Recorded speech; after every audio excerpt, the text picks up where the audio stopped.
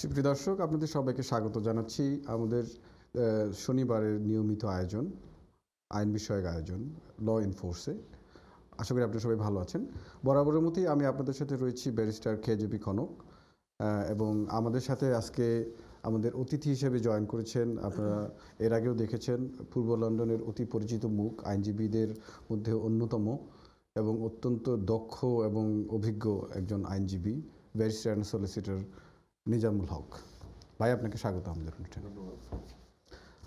দর্শক, আপনারা এই অনুষ্ঠানটি সরাসরি দেখতে পাচ্ছেন স্কাই চ্যানেল 782-তে, পাশাপাশি ফেসবুক এবং ইউটিউব লাইভেও এই অনুষ্ঠানটি সরাসরি সম্প্রচারিত হচ্ছে। আমরা এই অনুষ্ঠানটি প্রত্যেক মাসের শেষ 2 শনিবারে করে থাকি। সো আশা করি আপনারা পরবর্তীতে আপনাদের যদি উইক নিয়ে কোনো সমস্যা হয়, যেমন প্রথম এবং দ্বিতীয় সপ্তাহে আমরা এই অনুষ্ঠানটি থাকবে না, বরাবরের মতো 3rd এবং 4th উইকে থাকবে। আজকে দর্শক, আপনাদের আমি অনুষ্ঠানের শুরুতেই ইমিগ্রেশন আইনের 2টি খুবই গুরুত্বপূর্ণ আপডেট নিয়ে একটু কথা বলতে চাই। প্রথমটি হচ্ছে, আমাদের গতকালকে একটি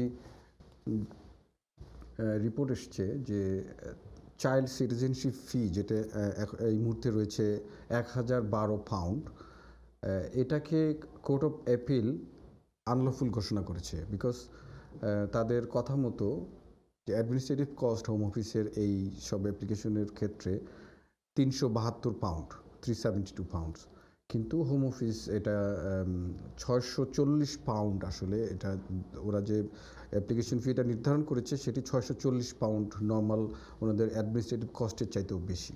এবং এটার পিছনে ওনারা কারণ দেখিয়েছেন যে ট্যাক্স পেয়ারদের কিছু বোঝা কমানোর জন্য তারা এই ধরনের ফি যে ইনক্রিজ করেছে, সেটার পিছনে তারা যুক্তিটা হলো এটা।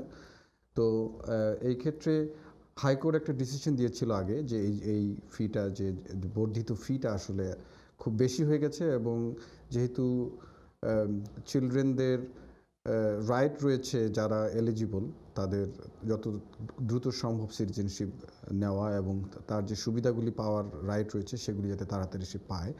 সো এই বর্ধিত ফিটা আসলে সেই তার রাইট প্রয়োগের ক্ষেত্রে একটা বাধা হিসেবে কাজ করছিল, সেই কারণেই আসলে এটিকে আনলফুল ঘোষণা করেছে কোর্ট অফ আপিল। আমি আমাদের অতিথির কাছে যাব, এই ম্যাটারে একটু যদি আপনি আমাদেরকে আপনার মতামত জানান।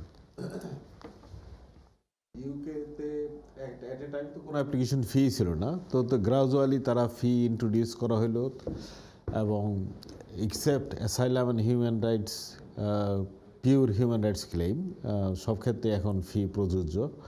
এখন ফিটা ওরা গত 5-7 বছর আগ থেকে 2014 সালে ফার্স্ট এটা মানে কমার্শিয়াল বেসিসে করছে। এর আগে ছিল অনেক মানে অ্যাজ এ ক্রাউন্স রাইট হিসাবে দিত, as a on a discretionary basis.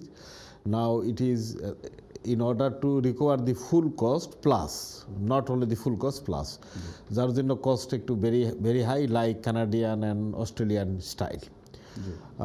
সে অনুযায়ী অনেক, কিন্তু এখানে যেটা সমস্যা যেটা হয়, এখানে অনেকে because of the large amount of fee অনেক অ্যাপ্লিকেশন করার সামর্থ্য হারায় ফেলে, এবং অনেক ফ্যাক্টর কনসিডার করার পর অনেক অ্যাপ্লিকেশন করতে চায় না, যেহেতু লয়ারের ফি প্লাস এই ফি, তারপরে NHS সারচার্জ, এগুলা দিয়ে অনেকে মানে তারা এটা ডিসকারেজ হয়।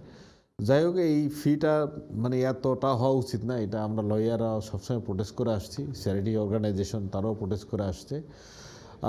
ইন লাইন অফ দ্যাট এইটা চ্যালেঞ্জ করা হয়েছিল, তো supreme court on a narrow গ্রাউন্ডে এটা আফেল করছে, on the ground that the চিলড্রেনের রাইটটা অন্যান্য অ্যাডাল্ট যারা, তাদের তুলনায় এদের এই রাইটটা মানে একটু বেশি দরকারি, বেশি সুদূর প্রসারী ভূমিকা রাখে, এবং এটা মানে হিউম্যান রাইটসের মানে বেশি মানে যে ডিসপ্রপোর্শনালিটি বলছে জি exceptional within the exceptional category এটা ওই ক্যাটাগরির মধ্যে ফলে বলছে যে যেহেতু তোমরা চার্জ করতেছো more than your cost administrative cost so this a large amount of should be deducted that's what they recommended. ধন্যবাদ আমাদের অতিথিকে ধন্যবাদ একটু সুন্দরভাবে এটা দর্শক আমাদের সাথে একজন কলার যুক্ত হয়েছেন আমরা একটু কলটা নিয়ে নিই। হ্যালো কলার, হ্যালো হ্যালো হ্যালো হ্যালো কলার কি আমাদের সাথে আছেন? হ্যালো হ্যালো আমরা কলারকে হারিয়ে ফেলেছি। তো তো যেটি বলছিলাম যে ভাই সুন্দরভাবে আমাদেরকে আর একটু সুন্দর ব্যাখ্যা দিলেন যেটা যে এখানে আসলে বাচ্চাদের একটা অধিকারের ব্যাপার আছে যে এদের জন্য বেশি দরকার আসলে, যেমন ধরুন তার শিক্ষা দীক্ষা রিলেটেড অন্য, যেমন ধরেন তার বিভিন্ন রকম হয়তো বেনিফিট রিলেটেড ইস্যু থাকতে পারে। সিটিজেনশিপের ক্ষেত্রে যেটা বেশি জরুরি একটা বাচ্চার লালন পালন থেকে শুরু করে শিক্ষা, বাসস্থান এবং তার মেনটেনেন্সের জন্য যেই ইয়েগুলি দরকার, হয়তো এই ধরনের ফ্যাসিলিটিসগুলি সে একজন ব্রিটিশ সিটিজেন হলে কুইকলি অর্জন করবে, আদারওয়াইজ হয়তো এটা অনেক লেট হয়ে যাবে এবং যাতে করে বাচ্চার আপব্রিঙ্গিংটা হয়তো একটু বাধাগ্রস্ত হবে। সেই কারণে এটা একটি আমার হিসাবে এটি একটি milestone decision. So thank you ভাইয়া এটাকে সুন্দরভাবে ব্যাখ্যা করার জন্য। আমরা আরেকটি গুরুত্বপূর্ণ আপডেট রয়েছে ইমিগ্রেশন লতে। আমাদের সাথে একজন কলার যুক্ত হয়েছেন, দেখি। হ্যালো, আসসালামু আলাইকুম। ওয়ালাইকুম সালাম ভাই, জি বলেন। জি, আমার প্রশ্নটা হচ্ছে ইমিগ্রেশন এন্ড অ্যাসাইলাম নিয়ে কোনো প্রশ্ন করা যাবে? জি বলুন বলুন। আচ্ছা, আমি 2015 একটা অ্যাসাইলাম করছিলাম। জি।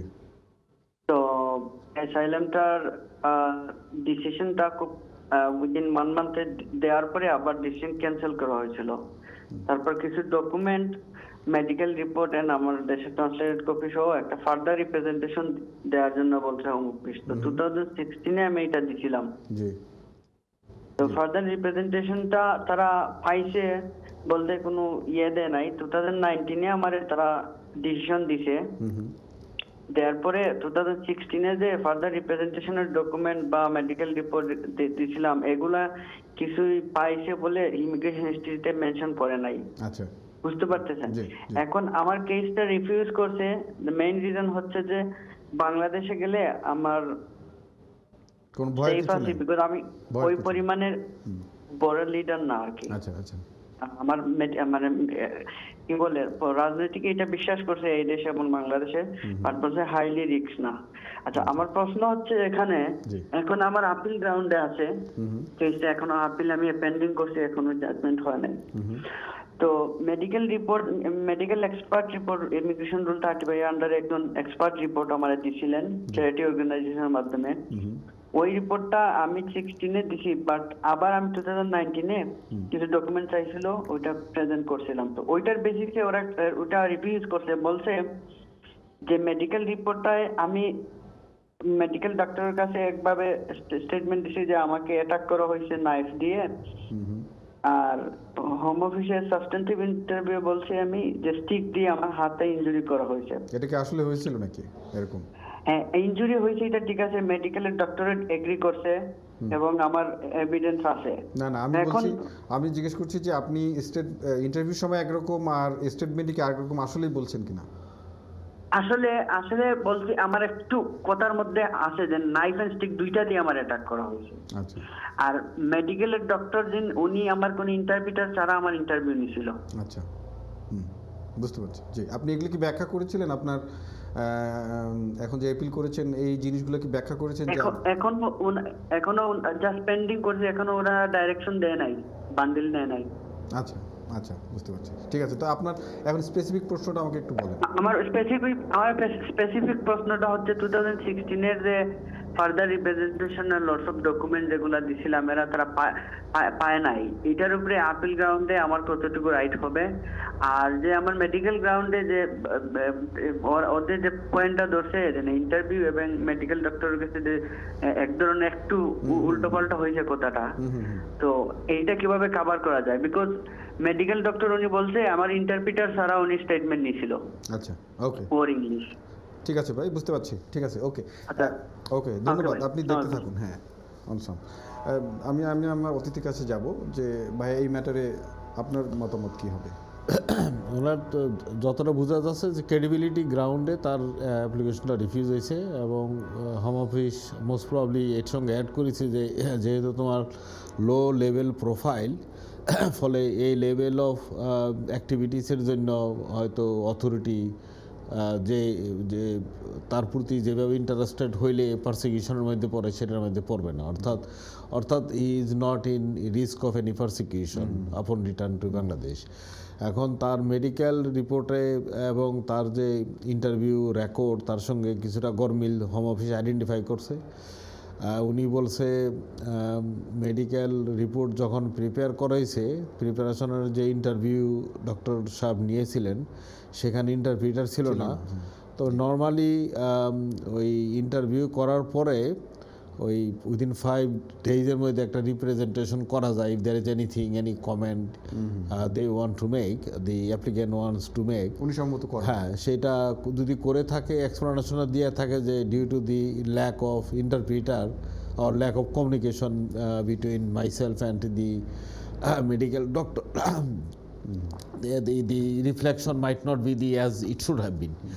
এটা করলে তার জন্য হয়তো বেটার থাকতো, জানি না, যেহেতু তার লয়ার আছে, নিশ্চয়ই লয়ার এই ব্যাপারে অ্যাডভাইস তারা নিশ্চয়ই দিয়েছেন। আর একটা পয়েন্ট উনি তুলেছিলেন যে উনি 2016 সালে কিছু ডকুমেন্ট পাঠিয়েছিলেন, সেগুলি কোনো রেফারেন্স নাই ওখানে। সেটা নিশ্চয়ই, তো যেহেতু ডকুমেন্ট পাঠায় সেটা তো উইদাউট রেকর্ডেড ডেলিভারি স্যার পাঠানো হয়, নিশ্চয়ই এটার প্রমাণ আছে।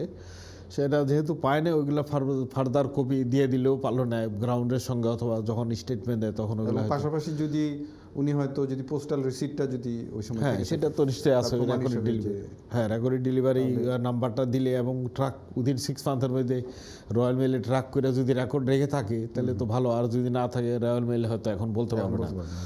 কিন্তু যাই হোক, as a matter of precaution এটা করা উচিত, অনেকেই করে, তা সে করছে কি না সে হয়তো তার লয়ার নিশ্চয়ই এটা লুক আফটার করতেছে। তো আমি যেটা মনে করি, দি রিজনিং অফ দি হোম অফিসের ডিসিশন, যে তারা যে রেশনালিটি দিছে যে কোন কোন গ্রাউন্ডে তারা বিশ্বাস করছে না, কোন কোন গ্রাউন্ডে তারা বিশ্বাস করে যে he is in the low profile level so as not to get and attention of the authority, বেশি এমফাসাইজ দাও। হ্যাঁ, তো ওগুলোর উপর তার এক্সপ্লেনেশন দিবে এবং সেখানে আবার হিয়ারিংয়ের সময় সে তো আবার কোর্টে এভিডেন্স দিবে, তারা ক্রস এক্সামিন করা হবে, তখন কোর্ট ওভারঅল সব এভিডেন্স শুনে হয়তো 16 এর ডকুমেন্টগুলো চাইলে এখন শেয়ার করতে, হ্যাঁ, অবশ্যই অ্যাড করা উচিত, অ্যাড করা নিশ্চয়ই করবে। আমাদের সাথে আরো কলার আছে, আমরা একটু তো এটা করে তো আমার মনে হয় ডিসিশনটা হয়তো রিফ্লেক্টিভ হবে on the facts and evidence. ধন্যবাদ। আমাদের সাথে আরও একজন কলার আছেন লাইনে। হ্যালো কলার, হ্যালো হ্যালো হ্যালো, আমরা মনে হয় কলারকে হারিয়ে ফেলেছি। তো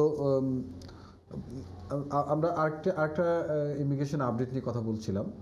এখানে যেটা 8 তারিখে ফেব্রুয়ারি 8 তারিখে এসেছিল, সেটা হচ্ছে যে যারা আনঅথরাইজড মাইগ্রেন্ট, মানে যারা এই দেশে ইলিগালি রয়েছেন, তাদের জন্য করোনা ভাইরাস ভ্যাকসিনটা গভর্নমেন্ট কনফার্ম করছে যে অনেকেই হয়তো তাদের ডিটেলস দিয়ে ওখানে যেতে সাহস পাচ্ছেন না, বা অনেকে যেতে সাহসও পান না, যে ইমিগ্রেশন গেলে হয়তো কোনো ধরনের ডিটেনশন বা রিমুভাল এই ধরনের কোনো ইস্যু থাকতে পারে।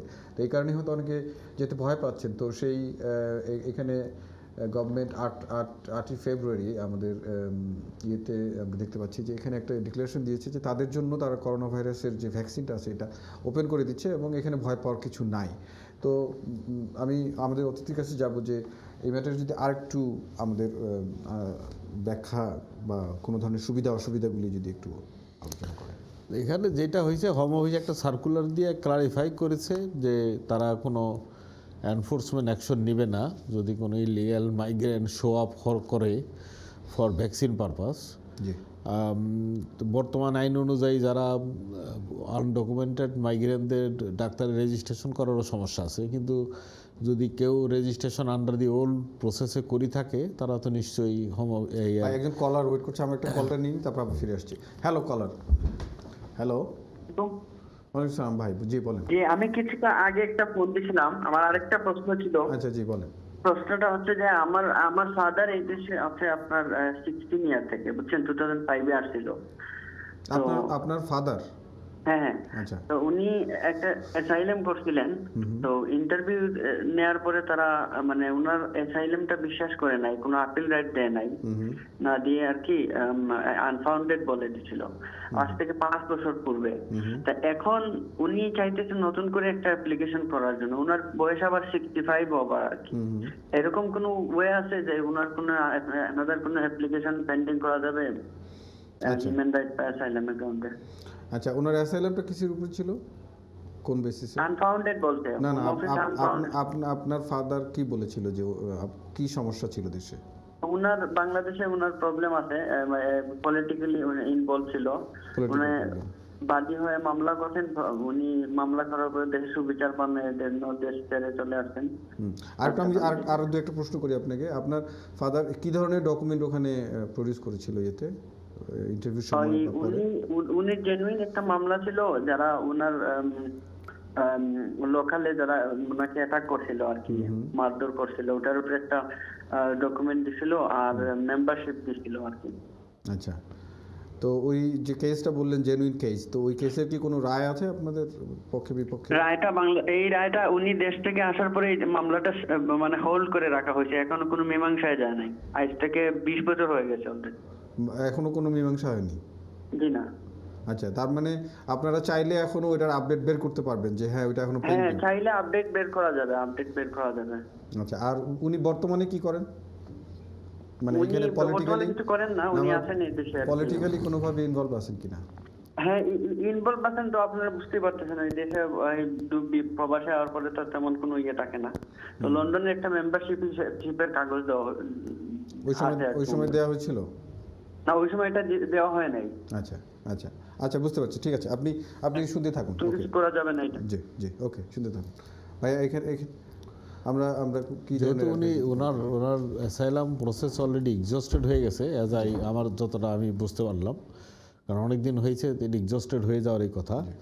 এখন সে হয়তো তার সাইনিংয়ে আছে অথবা উইদাউট সাইনিংয়ে আছে, অর্থাৎ মানে রিপোর্টিং রেস্ট্রিকশন হয় উইথ রিপোর্টিং রেস্ট্রিকশন আছে অথবা বিয়ন্ড দ্যাট মানে ইলিগেলি আছে। আচ্ছা ভাই, আমাদের একটা ব্রেক নেওয়ার সময় হয়ে গেছে, আমরা এসে আবার এটা নিয়ে একটু কথা বলবো। সুপ্রিয় দর্শক, আমরা একটা ছোট্ট বিজ্ঞাপনে বিরতিতে যাচ্ছি, ফিরছি কিছুক্ষণের মধ্যে, আপনারা আমাদের সাথে থাকুন। ধন্যবাদ।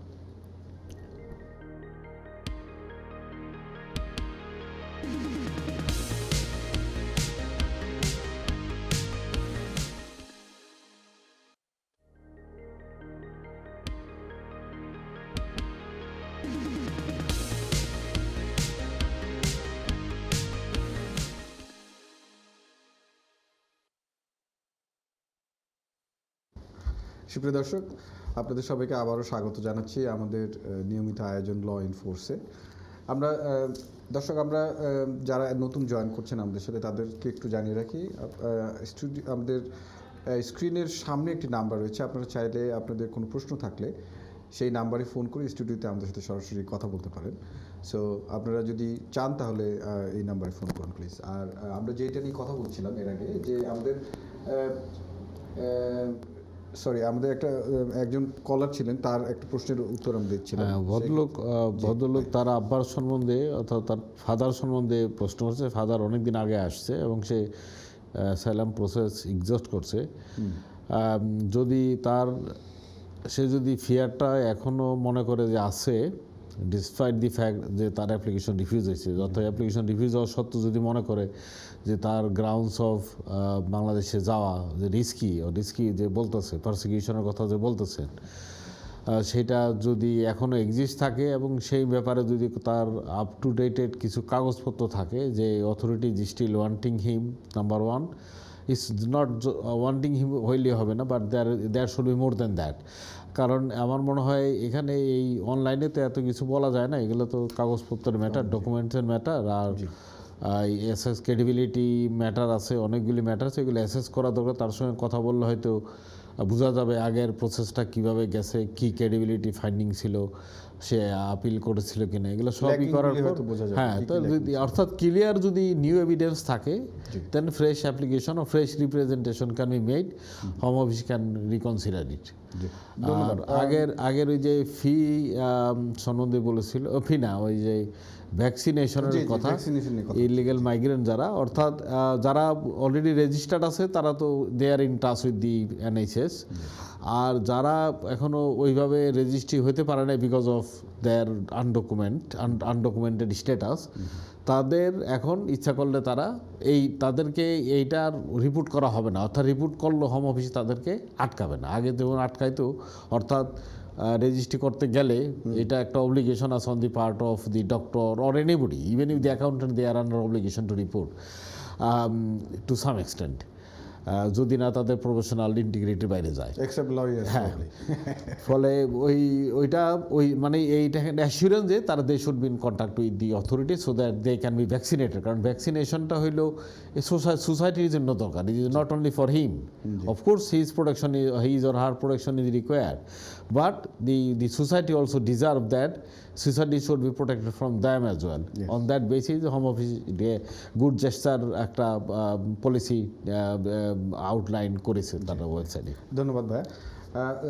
আমাদের যে পূর্ববর্তী কলার ছিল তার জন্য একটু বলে নিই আর একটু, যে আপনার ভাই যেটা বললেন একটু সামারাইজ করে আরেকবার, সেটা হচ্ছে যে আপনার আব্বার ক্ষেত্রে যেটা হয়েছে যে ওনার যেহেতু একটা অ্যাপিল প্রসেস কমপ্লিটলি শেষ হয়ে গেছে, তো এখন নতুন করে যেটা করা যায় এটার একটা প্রসেস হচ্ছে ফ্রেশ ক্লেম যেটাকে বলে, বা ফার্দার সাবমিশন। সেক্ষেত্রে কমপ্লিটলি নতুন এভিডেন্স দিয়ে আপনাকে আপনার যে পারসিকিউশনের যে এখনও রিস্ক আছে দেশে গেলে, সেগুলি আবার নতুন করে শো করা এবং নতুন ডকুমেন্ট দিয়ে, নতুন এভিডেন্স দিয়ে। সো বাট উনি আরেকটা কথা বলেছেন যে এইসব ক্ষেত্রে যেটা হয় ভেরি কমপ্লিকেটেড, অ্যাসাইলাম কেসগুলি আসলে খুবই কমপ্লিকেটেড হয়। তো অবভিয়াসলি এইখানে এই রিলেটেড যত ডকুমেন্ট আছে হোম অফিস থেকে, বা আপনারা যেই ধরনের ইন্টারভিউ ডকুমেন্ট, সব কিছু আসলে না দেখে এবং আপনার কথা না শুনে সামনাসামনি এটা আসলে ডিসাইড করা খুব মুশকিল যে আপনার কতখানি চান্স আছে বা কী। তো সেক্ষেত্রে আমাদের সাজেশন হবে অলওয়েজ যে আপনি একজন লয়ারের সাথে যোগাযোগ করবেন, আপনার সব ডকুমেন্টেশন যেগুলি আছে। তো এখানে একটা অবশ্যই আপনার জন্য একটা রাস্তা রয়েছে। আর ভ্যাকসিনেশনের ক্ষেত্রে যে জিনিসটা এসেছে যে হ্যাঁ, এখানে তারপরেও কিছু আমি এখানে আমার কাছে কিছু রিপোর্ট রয়েছে যেগুলি কিছু এনজিও যারা হচ্ছে হিউম্যান রাইটস নিয়ে কাজ করে, তারা তারপরেও এখানে একটা জিনিস এই যে ভ্যাকসিনেশনের ক্ষেত্রে তারা একটা জিনিস বারবার একটা জিনিস বলার চেষ্টা করছে যে যদিও হোম অফিস একটা অ্যাসুরেন্স দিচ্ছে যে তোমাদের কোনো কিছু হবে না, কিন্তু বিগত বছরগুলিতে, বিশেষ করে গত 10 বছরের আমরা যদি ইমিগ্রেশন প্রসিজিওর, মানে হোম অফিসের যে ইমিগ্রেশন রিলেটেড যে তাদের এনফোর্সমেন্ট প্রসিজিওর বা ওদের যে পলিসিটা ছিল, সেটা কিন্তু রিয়েলি অবভিয়াসলি কারণ তারা অনেক সময় জোর করেই রিমুভ করেছে, ডিটেনশনে নিয়েছে। সো যার কারণেই আসলে যারা আনডকুমেন্টেড ইমিগ্রেন্ট তাদের ভিতরে আসলে একটা ভয় ঢুকে আছে যে আমি যদি আসলে যাই সত্যি কি আমাকে ওরা ধরে রেখে দেবে কিনা, বা ওখানে গেলে দেখা গেলো ভ্যাকসিনেশন দেওয়ার সময় আমাকে রেখে দিল এবং আমাকে ইমিগ্রেশনের হাতে তুলে দিল, পরবর্তীতে সেকেন্ড ডোজ হয়তো ডিটেনশনে বসে দিয়ে তারপর আমাকে রিমুভ করে দিল, এটা হতে পারে। সেই কারণেই ওরা বলছে যে আসলে এখানে আসলে গ্যারান্টিটা কতখানি। তো যাই হোক, হোয়াটএভার, আমাদের একটা জিনিস আমরা বুঝতে পারছি যে গভর্নমেন্ট খুবই পজিটিভ এই ক্ষেত্রে, যে যাতে করে ভাই যেটা বললেন, আমি ভাইয়ের কথার সূত্র ধরে আবারও বলছি যে সোসাইটির সেফটির জন্য, ব্রিটিশ সোসাইটির সেফটির জন্য ওদেরকে ভ্যাকসিনেশন দেওয়াটা আসলে খুব জরুরি। তো যার কারণে ব্রিটিশ গভর্নমেন্ট এই ক্ষেত্রে একটু বলতে গেলে লেনিয়েন্ট হচ্ছে, একটু নমনীয় হচ্ছে যে না, এই ক্ষেত্রে আসলে একটু আমাদের মুভ ফরওয়ার্ড করা উচিত এবং তাদেরকে এর আওতায় নিয়ে আসা উচিত। তো ধন্যবাদ ভাইয়া খুব সুন্দরভাবে ব্যাখ্যা করার জন্য। আমি ইমিগ্রেশনের বাইরে আজকে একটা জিনিস নিয়ে আমাদের সাথে একজন কলার যুক্ত হয়েছেন, আমরা কলটা নিয়ে নিই। হ্যালো কলার, হ্যালো হ্যালো হ্যালো ও, আমরা কলারকে হারিয়ে ফেলেছি। কলার, আপনি আবার ট্রাই করুন, আমরা আপনার সাথে অবশ্যই কথা বলতে আগ্রহী। যে আরেকটা কল এসেছে, আমরা কলারের সাথে একটু যুক্ত হই। হ্যালো কলার, হ্যালো Hello. জি, আসসালামু আলাইকুম ভাই। Assalamu alaikum. Can you please speak up, please? হ্যাঁ আমি আপনি আমার কথা শুনতে পাচ্ছেন না? জি ভেরি স্লোলি শুনতে পাচ্ছি। আমার মনে হয় তাহলে এমন হতে পারে আপনার টিভি সাউন্ড কম বা আপনার ইয়েতে ভলিউম কম হয়তো বা আপনার ডিভাইসে। জি আমি শুনতেছি কিন্তু আপনাকে খুব কষ্ট হচ্ছে শুনতে। আপনার কি টিভিতে শুনছেন আমাকে? না না, যে টেলিফোনে শুনতেছি। টেলিফোনে মনে হয় ভলিউম ডাউন আছে আপনার হয়তো বা। আর ওকে, হ্যাঁ আপনার টিভিটাও মনে হয় অন আছে, আপনি টিভিটার ভলিউমটা অফ করে দিন, তাহলে আমার কথা শুনতে পাবেন। আচ্ছা এখন শুনতেছেন নাকি ভাই? জি জি আমি শুনতে পাই, আপনি বলেন। আসসালামু আলাইকুম। আচ্ছা জি বলুন। আচ্ছা ওই যে নতুন ওয়ার্ক পারমিট সিস্টেম যেটা জি নতুন ডিক্লেয়ার হলো, এখানে দেশ থেকে কোন দেশ থেকে আউট অফ ইউরোপিয়ান ইউনিয়ন এই শেফ অথবা অন্য কোন স্টাফ আনতে হলে, বিশেষ করে কিচেনের স্টাফ, জি এখানে এক্সপেরিয়েন্স কত বছরের লাগে আপনার? আচ্ছা আমি ভাইয়ের কাছে আসছি। আপনার আর কোনো প্রশ্ন আছে? না না না, আমার এই প্রশ্নটাই আপনার। ওকে, আপনি আমাদের অতিথির মতামত শুনুন। আচ্ছা এখন এখন কিছুটা না অনেকটাই এমপ্লয়ারের হাতেই ছেড়ে দেওয়া হয়েছে, অর্থাৎ এমপ্লয়ার ডিসাইড করবে কে তার কিচেনে কাজ করতে পারবে। তবে এইভাবে ব্ল্যাঙ্কেট দিলেও, অর্থাৎ রশিটা ছেড়ে দিলেও রশিটা কিন্তু টান দেওয়ার ক্ষমতা বা ক্যাপাসিটি হোম অফিসের আছে, কারণ তারা অ্যাট এ টাইম তাদের লাইসেন্স সিস্টেমটা হয়তো উইথড্র করে নিতে পারে যদি অ্যাবিউজ হিসাবে ধরা হয়। ফলে এমপ্লয়াররাও চাবে না without a good reason to bring somebody from Bangladesh or anybody অন্য কোনো দেশ থেকে আর কি। নর্মালি কিচেনে ডিপেন্ডস করে কী ধরনের কাজ। যদি সে শেফের কাজ করে তাতে তো মিনিমাম 2 থেকে 5 বছর হলে সুইটেবল, অর্থাৎ একজন মানুষ যত এক্সপিরিয়েন্স হয় ততই তার প্রফেশনাল কোয়ালিফিকেশনের কোনো ব্যাপার আছে কিনা এইভাবে তো হোম অফিস ওইভাবে তারা বলে না, যেহেতু এমপ্লয়ারের হাতে ছেড়ে দিছে। অর্থাৎ কিচেনে যারা কাজ করে তাদের যে সেই বিগ কোয়ালিফিকেশন দরকার আছে তা না, তবে তাদের ইংলিশ সেটা তো বেসিকটা, এটা অবশ্যই এটা মোস্ট ইম্পর্টেন্ট, এটা থাকতেই হবে।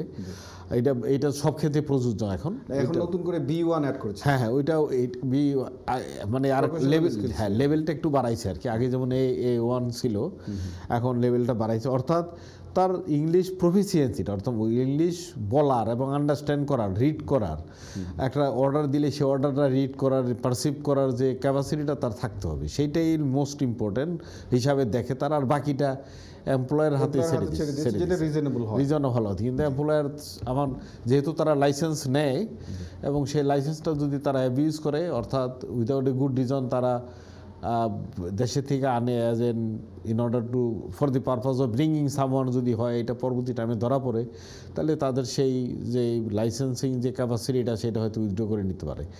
এই সাবজেক্ট টু দ্যাট এটা কোনো এটা এমপ্লয়ারের হাতে ছেড়ে দেওয়া হয়েছে। ধন্যবাদ ভাই। আমাদের সাথে আরেকজন কলার রয়েছেন, আমরা কলটা নিই। হ্যালো কলার। হ্যালো, সরি আমরা কলারকে হারিয়ে ফেলেছি। তো দর্শক, যেটা ভাই আমাদেরকে বললেন যে এক্ষেত্রে আসলে ব্যাপারটি আসলে এমপ্লয়ারের হাতে ছেড়ে দেওয়া হয়েছে। যতখানি রিজনেবলি উনি একজন মানুষকে এই পজিশনের জন্য এমপ্লয় করতে পারেন, তো সেই রিজনেবলনেসটা অবশ্যই ওনারা দেখবে এবং কস্টের মধ্যে সেটা অবশ্যই ডেফিনেটলি রিফ্লেক্ট করবে। যেটা আপনার স্পন্সরশিপের যে একটা সার্টিফিকেট আপনারা হয়তো ইস্যু করবেন এমপ্লয়ার হিসাবে, সেক্ষেত্রে অবশ্যই ওখানে কিছু জিনিস থাকবে তার কেন আপনি তাকে চুজ করলেন, সেই চুজ করার পেছনে কারণটা অবশ্যই থাকতে হবে। যে আপনি অবশ্যই একটা এক্সপিরিয়েন্স তো থাকতে হবে তার, 2 থেকে 5 বছরের কথা যেটা বললেন। যদি একটা পজিশন যেখানে হলো শেফ, এটা হলো একটা খুবই গুরুত্বপূর্ণ একটা পজিশন একটা ইয়ের জন্য, রেস্টুরেন্ট বা টেকওয়ের জন্য, তো অবভিয়াসলি তখন আমাদের সাথে আরেকজন কলার যুক্ত হয়েছেন। হ্যালো কলার। হ্যালো, ওয়ালাইকুম জি ভাই। হ্যালো, হ্যাঁ জি বলুন, শুনতে পাচ্ছি। জি জি আমি একটা প্রশ্ন করতে চাচ্ছি। জি বলুন, বলুন ভাই। জি আমি শুনছি আপনার কথা, আপনি বলুন প্লিজ। হ্যালো,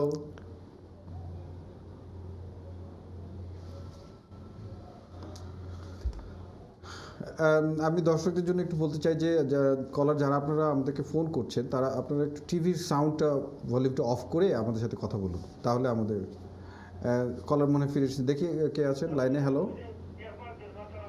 হ্যালো, আসসালামু আলাইকুম। ওয়ালাইকুম সালাম। আপনি শুনতে পাচ্ছেন? হ্যালো, হ্যালো, আসসালামু আলাইকুম। ওয়ালাইকুম সালাম। ভাই আপনি শুনতে পাচ্ছেন আমার কথা? জি, আমার একটা প্রশ্ন বলতে পারবেন? জি জি স্যার, বলুন। স্টুডিওতে কথা বলতেছি। জি জি জি জি বলুন। Okay sir. তো আমার একটা প্রশ্ন, ওই আমি ইউরোপিয়ান সিটিজেনশিপ, জি। এখানে বার্মিংহামে আমি আছি জি। 1 বছর ধরে। জি। তো পি সেটেলমেন্ট করছি, ওগুলো সব করছি। আমার একটা ভাই গ্রিসে আছে, ও গ্রিসে এখানে পলিটিক্যাল সেটেল মারছে, পলিটিক্যাল ফাইনান্স চলতেছে। আপনার কে হয়? তো এর কি আমি এখান থেকে কোনো হেল্প করে আনতে পারবো না? আপনার কে হয় বললেন? আমার ছোট ভাই। ছোট ভাই। জি। আপনি থাকা অবস্থায় ওখানে ছিল নাকি আপনি চলে আসার পরে এসেছেন উনি? না, আমি এখানে থাকাবো, এখানে আমি আছি, এইখানে আইছি এখন। না, উনি কখন আসছেন গ্রিসে? কোন সময় এসেছেন? উনি আসছে তো এই 3-4 মাস হয়ে গেছে। ও 3-4 মাস, মানে আপনি চলে আসার পরে, গ্রিস থেকে চলে আসার পরে আসছেন? আমি গ্রিস না, আমি তো ইউরোপিয়ান পাসপোর্ট, আমি স্পেন থেকে আইছি। আমি এখানে স্পেন থেকে? সেটেলমেন্ট করছি, বার্মিংহামে আছি। ঠিক আছে। এখন আমার ভাই এসে এখানে গ্রিসে আইয়া পলিটিক্যাল সেটেল মারছে, 4 মাস হয়ে গেছে। আচ্ছা এখন এখান থেকে আমি কোন ভাই বলিয়া কিছু করতে পারি, আনতে পারি?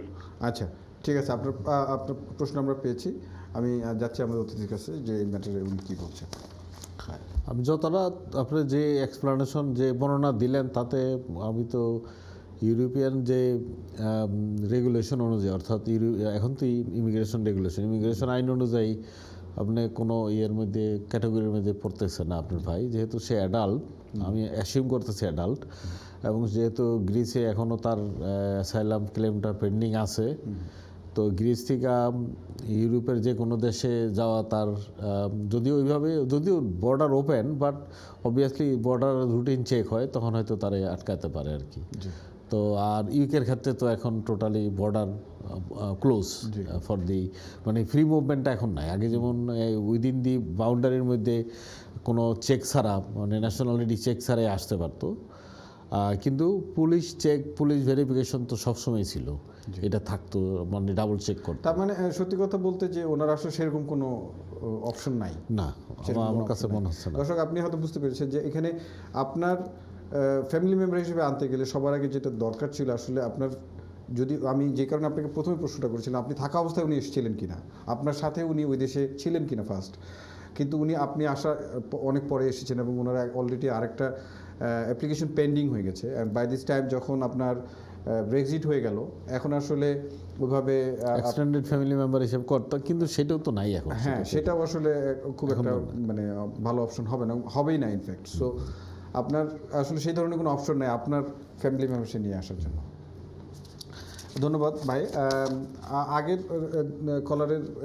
কলের একটু কথা বলে নিই। তো সেই ক্ষেত্রে আপনার যেটা হবে যে আপনার রিজনেবলনেসের কথা যেটা বলছিলাম, যে আপনার রিজনেবলি একজন মানুষকে যখন আপনি এমপ্লয় করবেন আপনার কাজের জন্য, তো অবভিয়াসলি সেই ধরনের একটা এক্সপিরিয়েন্স তো অবশ্যই দরকার। একটা মানুষ এমন একটা জায়গা যেখানে খুবই টেকনিক্যাল একটা জায়গা, সেখানে কাজ করতে গেলে তো এক ধরনের এক্সপিরিয়েন্স লাগে। সো এই জায়গাগুলিতে আসলে একটু ছাড় দিয়েছে যদিও হোম অফিস, কিন্তু যদি সামহাও তাদের কাছে মনে হয় যে এটা একটা ভেরি আনরিজনেবল একটা চয়েস হয়ে গেছে, তো তখন হয়তো আপনার লাইসেন্সের উপরে এটা এফেক্ট করতে পারে। সো এটাই ছিল। তো আমরা আমাদের অনুষ্ঠানের একেবারে শেষ পর্যায়ে চলে এসেছি আজকে। আমি আমাদের অতিথিকে তার যদি কিছু বলা থাকে দর্শকদের উদ্দেশ্যে আমি একটু রিকোয়েস্ট। আমি সবাইকে, আমাদের ভাষা দিবস আসতেছে, অর্থাৎ আমাদের 21 ফেব্রুয়ারি, আমি এই অনুযায়ী সবাইকে 21 ফেব্রুয়ারি শ্রদ্ধা ভরে স্মরণ করার জন্য সবাইকে বলছি। এখন যেহেতু প্যান্ডেমিক চলছে, প্যান্ডেমিকের কথা মাথায় রেখে যেন যেভাবে পারে রেসপেক্ট করার, সেই রেসপেক্টটা করা হয়, সব ঘরে বসেও করা যেতে পারে।